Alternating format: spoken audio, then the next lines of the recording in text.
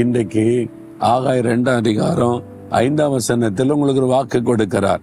என்ன சொல்றார் தெரியுமா?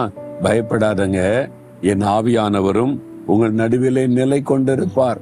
என் பரிசுத்த ஆவியானவரை நான் உங்களுக்கு தருகிறேன்.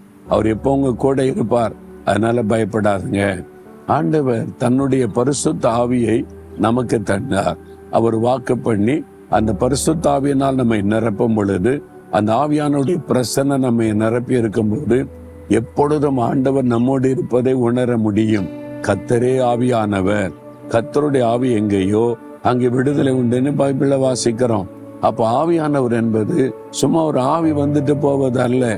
ஆவியானவர் அவர் பேசுவார், அவர் பார்ப்பார், அவர் நடத்துவார், அவர் உதவி செய்வார், ஆறுதல் படுத்துவார். அவர் எப்பவுமே நம்ம கூட இருப்பார்.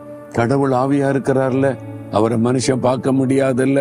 அப்ப அந்த ஆண்டவர் பரிசுத்த ஆவியானவராய் நமக்குள்ளே வந்து வாசம் பண்ணி, நான் உன் கூட தான் இருக்கிறேன், பயப்படாத பயப்படாதன்னு தைரியப்படுத்திக்கிட்டே இருக்கிறார். அப்ப அது அவர் தான் இயேசு எப்பொழுது நம்மோடு இருப்பதை உணர செய்கிறவர்.